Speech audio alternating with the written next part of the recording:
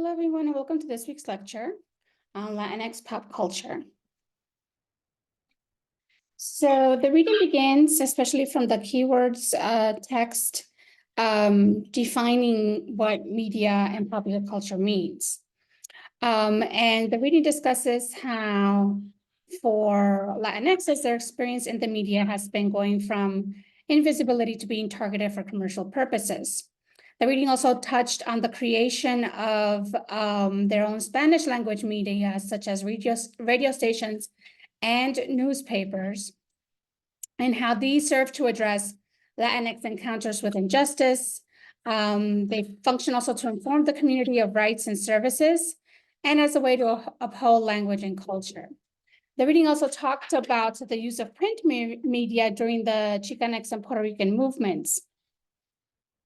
And here are some examples of that, how during this time period, they didn't benefit from things like, the internet, social media, and so on. And so the way to get the word out about their activities, their philosophy, a way to recruit new members was to create a number of print media, such as newsletters, having their own newspapers, and so on. And so these, again, served as a way to disseminate information about their various groups, what they were doing.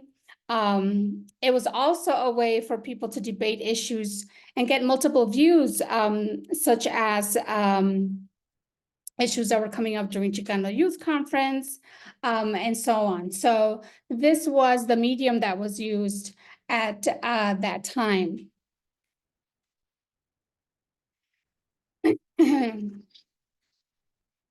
The reading also talked about Latinxes and the American media, and how the mainstream media has a significant impact on how Latinxes are both imagined and treated. It often serves to reinforce racial oppression. Yet Latinx media studies considers how Latinx audiences interpret mainstream media. So they don't always have consume the media in the way that it is often intended. We also discussed in the reading responses by community groups to media representations and access to media production. So media has become a realm in which the Latinx community has organized itself around. And finally, talked about digital media as a source of activism for Latinx communities. And so a lot of Latinx media studies looks now at how various forms of digital media are used by the Latinx communities for in various ways. Now, the reading also talked about, what is popular culture. So cultural forms are often divided into high culture, like opera, theater, ballet, and low culture, or cultural productions that attract a mass audience, like movies, music, concerts, and sporting events. And there are two dominant views about popular culture. One is that dominant groups impose forms of popular culture onto the masses and use popular culture media to manipulate the masses. At the same time, another view is that the masses have agency and they themselves develop their own forms of popular culture or their own forms of interpreting popular culture created from above. And this is really the kind of popular culture that we see when we study the Latinx community. So when looking at popular culture created by the Latinx community, we see that it includes bottom-up cultural productions and practices. Other times they're appropriating top-down forms of mass culture. It responds to the everyday needs and experiences of working class Latinxes, but it's also often vulnerable to being commodified and appropriated. And we'll see how these different forms and ways to relate to popular culture show up in Latinx, different forms of popular culture in the next few weeks. So for this week, we talked about theater and the different kinds of theater that Latinxes have been involved with, and the ways in which sometimes they've been successful and the ways in which sometimes they have not been successful. So the reading talks about the quote unquote people's theater, which are typically more community theater groups focusing on upholding traditions, culture, and history. And some examples that the reading talked about was like the community theater that addresses social issues, such as Teatro Viva, which was based in Los Angeles and addressed issues of AIDS awareness and served as an outreach group. And Luis Valdez's Teatro Campesino, which worked with the United Farm Workers movement in the 60s and 70s as a way to educate farm workers about their rights and how to organize workers. And this typically contrasts with Broadway theater productions. And the reading talked about, gave a couple of examples of different experiences that Latinx plays have had in Broadway. The first one that it discussed is the Zoot Suit play, which opened in Los Angeles to critical acclaim and commercial success, and succeeded in bringing the Chicanx audiences to the theater.